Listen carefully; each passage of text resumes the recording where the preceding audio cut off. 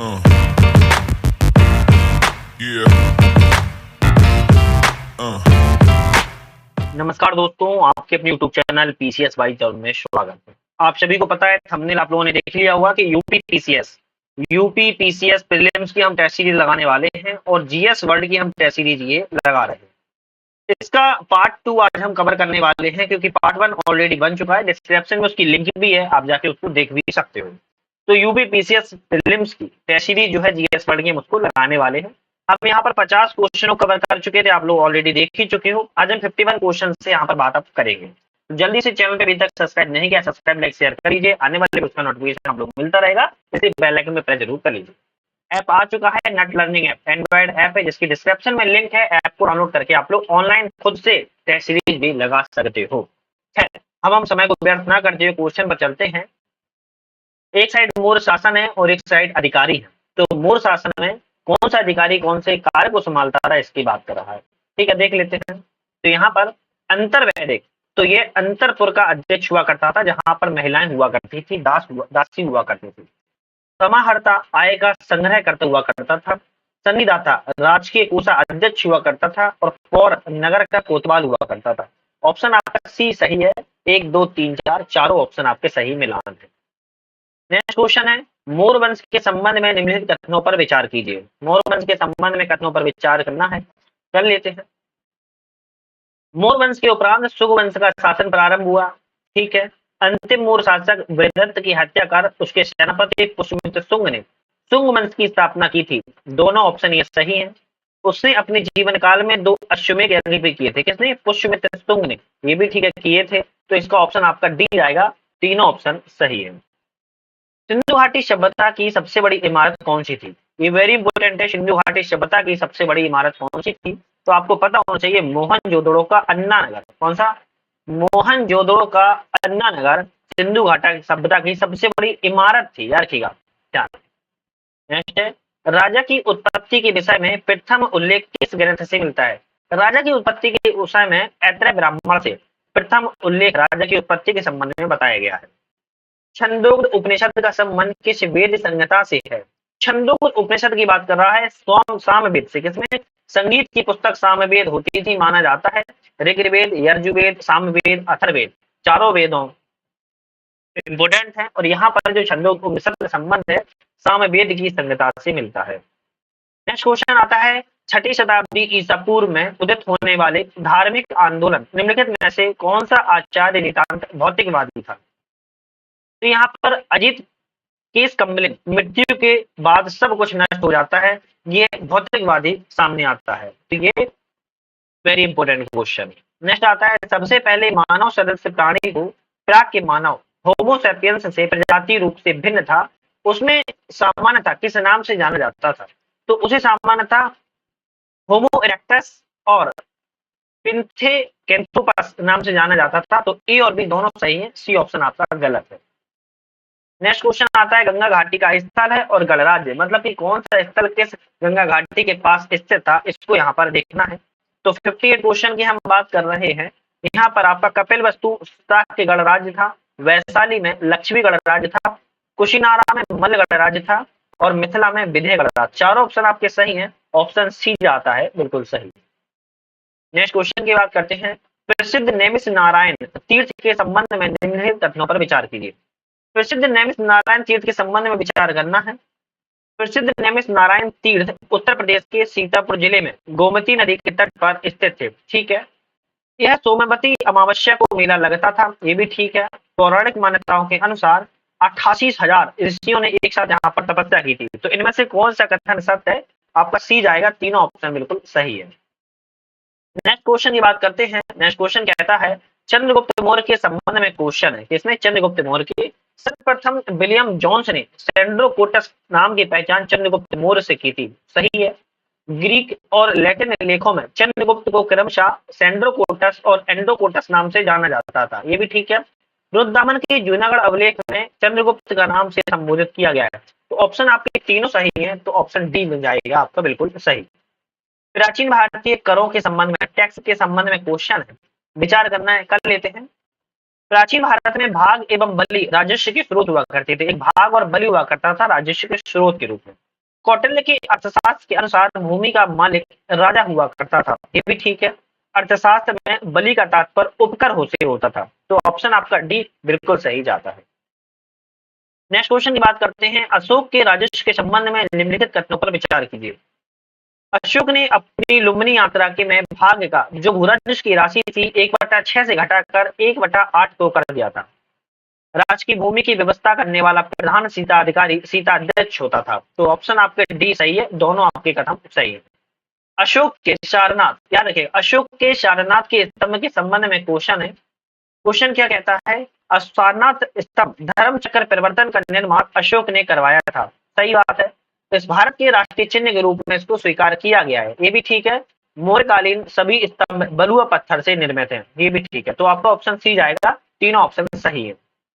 64 question की बात करते हैं, प्राचीन शतरंज के संबंध में निम्नलिखित कथनों पर विचार कीजिए। यह उन प्रारंभिक खेलों में से एक है जो चतुरंग नामक युद्ध खेल के रूप में विकसित हुआ था। भारतीय महाकाव्य महाभारत में उल्लिखित एक युद्ध व्यू रचना का संस्कृत नाम था, तो दोनों ऑप्शन आपके सही है। गुप्त काल के दौरान शतरंज के खेल का उद्भव भारत में हुआ था, तीनों तो ऑप्शन सही है, आपका ऑप्शन सी जाएगा इसमें सही। नेक्स्ट क्वेश्चन की बात करते हैं, नेक्स्ट क्वेश्चन क्या कहता है। नेक्स्ट क्वेश्चन है, एक साइड सूची है और एक साइड सूची सेकंड है, देखना है कौन सी सूची से कौन मिलान है। पाणिनि अष्टाध्यायी विशारद मुद्रा राक्षस, कालिदास ने अभिज्ञान शकुंतलम पुस्तक लिखी है और बाणभट्ट के द्वारा कादम्बरी पुस्तक लिखी है, तो ये व्यक्तियों के द्वारा इन पुस्तकों को लिखा गया है, ये चारों ऑप्शन मिलान आपके सही है, सी ऑप्शन सही है। कालिदास के संबंध में कौन सा कथन असत्य है, मतलब कि अब ढूंढना है गलत कौन सा यहाँ पर कथन है। संस्कृत भाषा के महान कवि और नाटककार थे, सही है। चंद्रगुप्त प्रथम के नवरत्नों में से एक थे, ठीक है। चंद्रगुप्त ने उनका अपना राजदूत बनाकर कंतुल नरेश के दरबार में भेजा था, ये भी ठीक है। उनके प्रमुख काव्य ग्रंथों में मेघदूतम और ऋतु श्रृंगारम प्रमुख है, ये भी ठीक है, तो ऑप्शन आपका ये गलत है। चंद्रगुप्त के दरबार में नवरत्न में कालिदास शामिल नहीं थे, तो ऑप्शन भी आपका बिल्कुल सही जाएगा। नेक्स्ट आता है, मीमांसा के संदर्शन के संबंध में कथन पर विचार करना है। मीमांसा के क्या कहता है, देख लेते हैं। तो मीमांसा में पक्ष प्रतिपक्ष को लेकर वेद वाक्यों में वर्णित अर्थ के विचार का नाम मीमांसा है, ये भी ठीक है। कुमारिल भट्ट मीमांसा दर्शन के प्रमुख आचार्य थे, सही है। जैमिनी ने मीमांसा दर्शन में बड़ व्यवस्था का वर्णन किया है, तो ऑप्शन आपके जाएंगे डी, तीनों ऑप्शन आपके सही है। नेक्स्ट क्वेश्चन की बात करते हैं, हमारा 68वां क्वेश्चन है, लेकिन अभी तक आप लोगों ने चैनल को सब्सक्राइब लाइक नहीं किया है तो प्लीज कर लीजिए करो, मुझे मोटिवेशन मिलता है जब आप वीडियो को शेयर करते हैं। अगर आप लोगों को खुद से टेस्ट सीरीज लगानी है, अगर आप लोग खुद से टेस्ट सीरीज लगानी है तो आप हमारे ऐप को डाउनलोड कर सकते हो, नट लर्निंग ऐप नाम है, डिस्क्रिप्शन में इसकी लिंक है, प्लेलिस्ट स्टोर पर जाकर डाउनलोड कर सकते हो, डायरेक्ट जाओगे डाउनलोड करके फ्री में टेस्ट सीरीज भी लगा सकते हो, जल्दी से देख लीजिए। क्वेश्चन है, प्राचीन संगम काल में संबंध में विचार करना है। प्राचीन संगम काल के विचार कौन सा है, देख लेते हैं। प्राचीन संगम काल में जिन ग्रंथों की रचनाएं की गई हैं उनको संगम साहित्य कहा जाता है, सही बात है। चोल चेर पांडव और कदम राजवंश का उल्लेख था, नहीं था। मुख्य रूप से राजाओं की प्रशंसा से संबंधित रचना को आगम और सामाजिक जीवन की रचनाओं को पुरम कहा जाता था, तो यहाँ पर एक और तीसरा कथन सही है, तो ये ऑप्शन आपका जाएगा सही। चोल वंश के संबंध में कौन सा कथन असत्य है, कौन सा कथन गलत है चोल काल के संबंध में, उसको ढूंढना है, ढूंढ लेते हैं। चोल राज्य मध्यकाल के आरंभ में चोल मंडलम कहलाता था, सही है। पांडव राज्य के दक्षिण में स्थित था, ये कथन गलत है, मतलब कि यही कथन आपका सही है, तो मतलब बाकी सही हो गए। करिकल ने ओरियर को प्राचीन चोल साम्राज्य की राजधानी बनाया, सही है। ओरियर सूती बस उद्योग के लिए प्रसिद्ध था, सही है, तो आपका ऑप्शन बी गलत है, मतलब वही सही है। नेक्स्ट क्वेश्चन आता है, चोल साम्राज्य की स्थापना किसने की थी। अच्छा क्वेश्चन है, विजयालय के द्वारा चोल साम्राज्य की स्थापना की गई थी, इसके द्वारा विजयालय के द्वारा की गई। नेक्स्ट क्वेश्चन आता है, कनिष्क के संबंध में निम्नलिखित कथनों पर विचार कीजिए। कनिष्क के संबंध में विचार करना है। कनिष्क के राजवंशिक की तिथि 1960 में पुरातत्व विभाग के द्वारा आम सहमति से 78 ईस्वी स्वीकार की गई है, ठीक है। 79 ईस्वी को शक संवत प्रारंभ किया था, गलत है, क्योंकि शक संवत के जो प्रारंभ है वो 78 एडी में ही इसने किया था। इसकी प्रथम राजधानी पेशावर फिरोजपुर थी, द्वितीय राजधानी मथुरा थी, तो पहला और तीसरा ऑप्शन सही है आपका, पहला और तीसरा बी ऑप्शन में है, आपका बी ऑप्शन सही है। नेक्स्ट क्वेश्चन की बात करते हैं, समुद्रगुप्त के संबंध में कौन सा कथन गलत है। समुद्रगुप्त के संबंध में गलत क्वेश्चन ढूंढना है। लंका का राजा मेघवर्मन समुद्रगुप्त का समकालीन था, सही है। मेघवर्मन ने समुद्रगुप्त के पास उपहारों सहित एक दूत भेजा था, ये भी सही है। मेघवर्मन ने समुद्रगुप्त से अनुरोध किया था तो भारत में उसे बौद्ध विहार के निर्माण की अनुमति दी जाए। ये भी ठीक है, तो तीनों ऑप्शन सही है, तो चौथा ही ऑप्शन गलत होगा। पढ़ देते हैं। समुद्रगुप्त ने मेघवर्मन में बौद्ध विहार के निर्माण संबंधित अनुरोध को अस्वीकार कर दिया था, नहीं स्वीकार कर दिया था, मतलब कि यही क्वेश्चन आपका गलत है और यही क्वेश्चन आपका सही हो जाए, क्योंकि अस्वीकार नहीं किया था बल्कि स्वीकार कर लिया था। निम्नलिखित कनिष्क के संबंध में कौन सा कथन असत्य है? कनिष्क के संबंध में आप गलत कथन पूछ रहा है तो बता देते हैं। कनिष्क को कुशल प्रशासनिक व्यवस्था नीतत्व का कारण इतिहासकार द्वितीय अशोक कहते हैं। प्रशासनिक व्यवस्था कनिष्क की इतनी बढ़िया थी कि द्वितीय अशोक की संज्ञा दी गई है, सही बात है। कनिष्क के शासनकाल के दौरान बौद्ध धर्म महायान और हीनयान में विभाजित हो गया था, ये भी सही है। कनिष्क के राजकवि अश्वघोष ने बुद्ध चरित्र की रचना की थी, ये भी ठीक है। कनिष्क के राजवैद अश्वघोष ने चरक संहिता की रचना की थी, ये गलत है, मतलब कि यही आपका सही है। तो चरक संहिता की रचना किसने की थी, ये आप मुझे कमेंट करके जल्दी से बताइएगा, जल्दी से बताइएगा। चरक संहिता की रचना किसने की थी, बताइए, है ना। चलो नेक्स्ट क्वेश्चन की बात करते हैं। यहाँ पर हम नेक्स्ट क्वेश्चन क्या कहता है हमारा, एक साइड राजवंश है और संस्थापक है, किस राजवंश का संस्थापक कौन रहा है इसकी बात कर रहा है, देख लेते हैं। गहड़वाल वंश की बात किया है चंद्रदेव ने किया है, बिल्कुल सही है। जजाक भुक्ति चंदेल वंश की बात की जाए तो नन्नुक ने की है, ये भी ठीक है। द्वार समुद्र होयसल की बात की जाए तो विष्णुवर्धन के द्वारा किया गया, ये भी ठीक है। बारंगल काकतीय की बात की जाए तो वेद प्रथम ने की है, तो ऑप्शन आपका ए जाएगा बिल्कुल सही। तो तीनों चारों ऑप्शन आपके बिल्कुल यहाँ पर सही है। नेक्स्ट क्वेश्चन की बात करते हैं। भीम बेटा के संबंध में कौन सा कथन सही है, तो भीम बेटा के संबंध में बताना है कि कौन सा कथन इसमें सही है, देख लेते हैं। भीम बेटका मध्य प्रदेश के रायसेन जिले में स्थित है और पूरा पाषाणिक आवासीय पुरास्थल है, सही है। आदिम मानव के द्वारा बनाए गए शैल चित्रों को और शैलाश्रयों के लिए प्रसिद्ध है, ये भी ठीक है।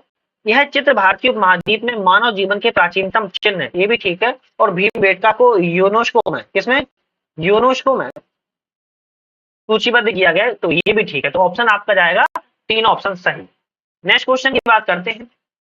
वेदों को भलीभांति समझने के लिए 6 वेदांग की रचना की गई है, निम्नलिखित में से कौन सा इसमें शामिल नहीं है, तो 6 वेदांग लिखे यहाँ पर, लेकिन अब इसमें से 6 वेदांग क्या सभी शामिल है, कौन कौन से नहीं है रचना की गई जिसमें शामिल नहीं है, इसको देख लेते हैं।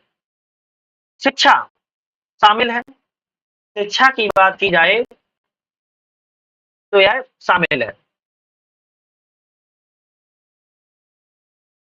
शिक्षा की बात किया तो शामिल है। ज्योति फल बात की जाए शामिल है। कल्प की बात किया शामिल है। दर्शन शामिल नहीं है, दर्शन शामिल नहीं है, याद रखिएगा। निरुक्त भाषा विज्ञान शामिल है और छंद शामिल है, मतलब कि आपका ऑप्शन सी रहेगा, चौथा ऑप्शन है ये शामिल नहीं है, बाकी सब इसमें शामिल है, ध्यान रखिएगा, बाकी सब इसमें शामिल हैं, ठीक है। चलो नेक्स्ट क्वेश्चन की बात करते हैं। ऐतिहासिक साहित्यिक स्रोतों के संबंध में निम्नलिखित कथनों पर विचार कीजिए। प्लिनी ने पहली सदी में नेचुरल हिस्ट्री नामक पुस्तक लिखी है, कौन सी लिखी है, प्लिनी ने लिखी है, सही बात है, लिखी है। टॉलमी की पुस्तक ज्योग्राफी किसी अज्ञात लेखक की पुस्तक पेरिप्लस ऑफ द एडिथियन सी भारत के भूगोल और व्यापारिक वस्तुओं के बारे में जानकारी मिलती है, तो ये भी ऑप्शन आपका सही है। पेरिप्लस ऑफ द एडिथियन सी की रचना हेरोडोटस अरे नहीं की है, तो मतलब आपका सही हो जाएगा एक और दो, ए ऑप्शन आपका सही है। नेक्स्ट क्वेश्चन की बात करते हैं। 78 क्वेश्चन पर आ गए हैं। एक साइड मंदिर और एक स्थान है, कौन सा मंदिर कहां पर है ये बात कर रहा है।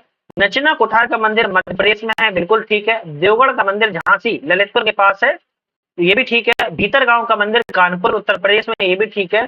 तिगवा का मंदिर विष्णु का मंदिर जबलपुर में है मध्य प्रदेश, ये भी ठीक है। तो आपका ऑप्शन जाएगा यहाँ पर कौन सा, आपका ऑप्शन जाएगा यहाँ पर बी, बी आपका ऑप्शन बिल्कुल सही है, ध्यान रखिएगा, बी ऑप्शन आपका बिल्कुल यहाँ पर सही है। नेक्स्ट क्वेश्चन की बात करते हैं। नेक्स्ट क्वेश्चन क्या है उसको देख लेते हैं। बाणभट्ट के हर्षचरित के अनुसार, किसके, बाणभट्ट के हर्षचरित के अनुसार हर्ष की मंत्री परिषद काफी व्यवस्थित थी, निम्नलिखित में से कौन सा कथन गलत है। यहाँ पर गलत कथन ढूंढना है, तो यहाँ पर अवंती युद्ध और शांति का मंत्री था, ठीक है। सिंहनाथ की बात किया हर्ष की सेना का महासेनापति था, ये भी ठीक है। कुंतल की बात किया तो अश्व सेना का मुख्य अधिकारी था, ये भी ठीक है। स्कंदगुप्त हस्ती सेना का प्रमुख नहीं था, मतलब कि यही आपका ऑप्शन हो जाएगा सही, ध्यान रखिएगा यही ऑप्शन आपका हो जाएगा सही। चलो नेक्स्ट क्वेश्चन को हम देखते हैं। नेक्स्ट क्वेश्चन क्या है उसकी बात करते हैं। पुलकेशिन द्वितीय के संबंध में क्वेश्चन है, कौन सा, पुलकेशिन द्वितीय के संबंध में क्वेश्चन है, क्या क्वेश्चन है, वह चालुक्य वंश का सबसे प्रसिद्ध शासक था, सही बात है। उसके विषय में ऐहोल अभिलेख उसके समकालीन कवि रवि कीर्ति के द्वारा लिखित प्रशस्ति में जानकारी उसकी मिलती है। ये भी ठीक है। नेक्स्ट आता है, उसके उत्तराधिकारी के रूप में सत्ताश्रम विक्रमादित्य प्रथम चालुक्य वंश का शासक बना। तो ऑप्शन आपका डी जाएगा। तीनों ऑप्शन आपके बिल्कुल यहाँ पर सही है। प्रेम कथा पर आधारित महाकाव्य शिल्पाधिकारम का लेखक कौन है? प्रेम पर, याद रखिए किसने, प्रेम पर आधारित एक महाकाव्य शिल्पाधिकारम, उसका लेखक पूछ रहा है कौन है? इलंगो आदिगल इसका लेखक। कौन था? इलंगो आदिगल इसका लेखक है, ध्यान रखिएगा।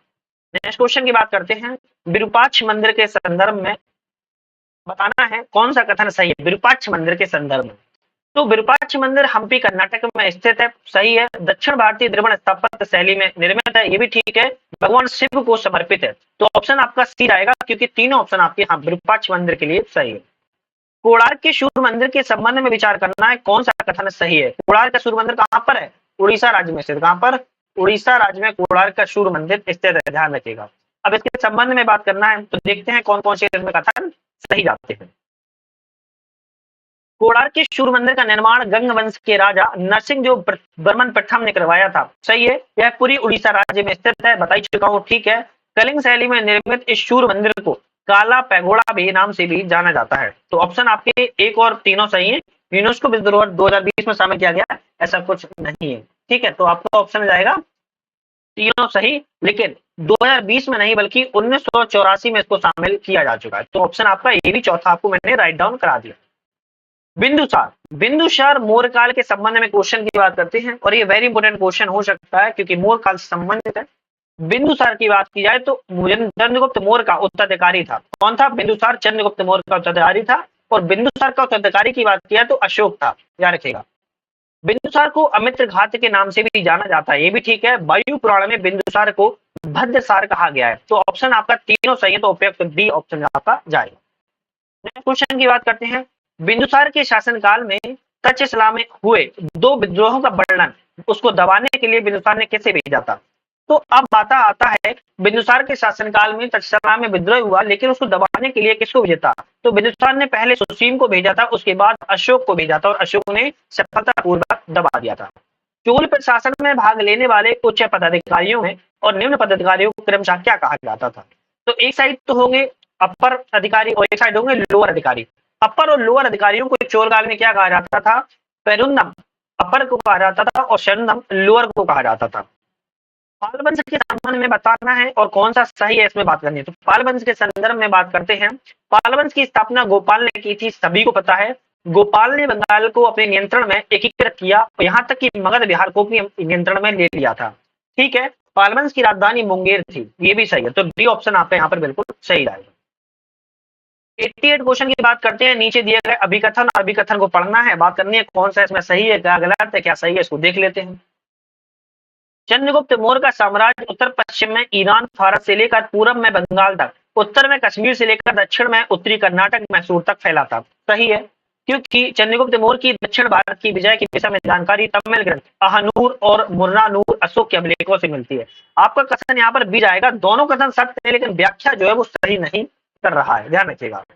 नेक्स्ट क्वेश्चन की बात करते हैं। 89वां क्वेश्चन है, त्रिपिटक के संबंध में कथनों पर विचार की। ये जो हमारे क्वेश्चन है जीएस वर्ल्ड के हिस्ट्री के क्वेश्चन चल रहे हैं, ध्यान रखो हिस्ट्री के चल रहे हैं। इसके बाद हम टेस्ट सीरीज सेकंड लाएंगे, जीएस वर्ल्ड की टेस्ट सीरीज सेकंड आएगी। जो भी क्वेश्चन होंगे उस पर हम बात करेंगे। आपको एक चीज और बता दूं, संस्कृति आईएएस की, संस्कृति आईएएस की हम टेस्ट सीरीज लगा चुके हैं यूपी पीसीएस के लिए। अगर आप लोगों ने अभी तक नहीं देखी तो प्लेलिस्ट पूरी बनी है, 15 वीडियो है, जाके देख लो। क्वेश्चन की बात करते हैं। त्रिपिटक बुद्ध की शिक्षाओं का संकलन है, सही है। इन तीनों भागों में विभाजित किया गया, मतलब कि इसे 3 भागों में विभाजित किया गया है, विनय पिटक, सुत्त पिटक और अभिधम पिटक। इस मूल ग्रंथ में पाली भाषा में लिखा गया और विभिन्न भाषाओं में इसका अनुवाद किया। कौन सा कथन सही है? तो डी ऑप्शन आपका सही है, ये तीनों ऑप्शन सही है। नेक्स्ट आता है सूची, सूची को मिलान करना है, मिला लेते हैं। त्रिपिटक बुद्ध दर्शन से संबंधित है, विनय पिटक संघ संबंधी नियम से संबंधित है, सुत्त पिटक धार्मिक सिद्धांत से संबंधित है, और अभिधम पिटक की बात है दार्शनिक सिद्धांत संबंधित है। तो ऑप्शन आपका सी जाएगा बिल्कुल सही। कुमारगुप्त के शासनकाल में गुप्त साम्राज्य पर किसने आक्रमण किया था? अब बात कर रहा है कुमारगुप्त का शासनकाल में किसने आक्रमण किया था? सफेद हूणों ने आक्रमण किया। किसने? सफेद हूणों, सफेद लाल काले हरे नहीं आते, इतना याद रखो बस, हूणों ने आक्रमण किया हुआ था, ठीक। गुप्तकालीन भारतीय समाज के संबंध में विचार कीजिए। गुप्तकालीन समाज के संबंध में विचार करना है। यह समाज परंपरागत 4 वर्णों ब्राह्मण, क्षत्रिय, वैश्य और शूद्रों में विभाजित था। इस काल में ब्राह्मणों को समाज में सर्वोच्च स्थान प्राप्त था। गुप्त काल से पहले ब्राह्मणों के 6 कार्य निश्चय किए गए थे। कौन सा कथन सही है? तो चारों ऑप्शन आपके सही हैं। सोलंकी वंश के संबंध में यहाँ पर विचार करना है और कौन सा कथन सत्य है इसको बताना है। सोलंकी वंश के संदर्भ में बात कर रहा है। सोलंकी वंश का अंतिम शासक भीम द्वितीय था। भीम द्वितीय के सामंत लवण प्रसाद ने गुजरात में बघेल वंश की स्थापना की थी। सही है। बघेल वंश का कर्ण सेकंड गुजरात का अंतिम हिंदू शासक था। ये भी ठीक है। अलाउद्दीन खिलजी की सेना के द्वारा मुकाबला किया गया था। तो उपयुक्त में से चारों ऑप्शन आपके यहाँ पर सही जाते हैं। नेक्स्ट क्वेश्चन की बात करते हैं। गुप्त काल के संबंध में विचार करना है और इसमें उत्तर देना है। गुप्त काल के संबंध में विचार है, देख लेते हैं। गुप्तों को कुषाणों का सामंत माना जाता है। सही बात है। गुप्तों की मूल राज्य में प्रयाग सत्ता के केंद्र में और साथ ही उत्तर प्रदेश और बिहार शामिल था। ये भी ठीक है। कला, साहित्य, विज्ञान, प्रौद्योगिकी के कारण इतनी अनेक उपलब्धियां हुई हैं कि प्राचीन भारत में गुप्त काल को स्वर्ण युग, गोल्डन पीरियड कहते थे। तो आपका ऑप्शन डी सही है। 3 ऑप्शन आपके यहाँ पर सही है। राजा भोज के संबंध में विचार करना है। कौन से राजा भोज के संबंध में विचार करना है? कौन सा कथन यहाँ पर सत्य है? ये बात कर रहा है कौन सा कथन सत्य है। तो राजा भोज के संदर्भ में विचार करते हैं। परमार वंश का सर्वाधिक शक्तिशाली शासक राजा भोज था। सही बात कर रहा है। ये गलत है। राजा भोज ने भोपाल के दक्षिण में भोजपुर नामक झील का निर्माण करवाया था। ये भी गलत है। राजा भोज कविराज की उपाधि से विभूषित हुआ था। ये भी कथन आपका गलत है। उपयुक्त सभी असत्य है। कौन से है? उपयुक्त सभी है, गलत है, ध्यान रखिएगा। नेक्स्ट क्वेश्चन की बात करते हैं। किस पुष्यभूति शासक ने परम भट्टारक महाराजा धिराज की उपाधि धारण की थी? ऐसा पुष्यभूति शासक था जिसने महाराजा धिराज की परम भट्टारक के रूप में उपाधि धारण की थी। वह व्यक्ति था प्रभाकर वर्धन। कौन था? प्रभाकर वर्धन वह व्यक्ति था। तराइन के युद्ध के संबंध में निम्नलिखित कथनों पर विचार कीजिए। तराइन का युद्ध वेरी इंपॉर्टेंट युद्ध इतिहास में जाना जाता है। अब तराइन के युद्ध के संबंध में विचार करना है तो विचार तो करना पड़ेगा। कर लेते हैं विचार। क्या विचार करेंगे? तो विचार हम यहाँ पर ये करेंगे। तराइन का प्रथम युद्ध 1195 में हुआ था। पृथ्वीराज तृतीय की विजय और गौरी की हार हुई थी। बिल्कुल सही है। तराइन का द्वितीय युद्ध 1192 में हुआ। गौरी विजय हुआ, पृथ्वीराज तृतीय की हार हुई। ये भी ठीक है।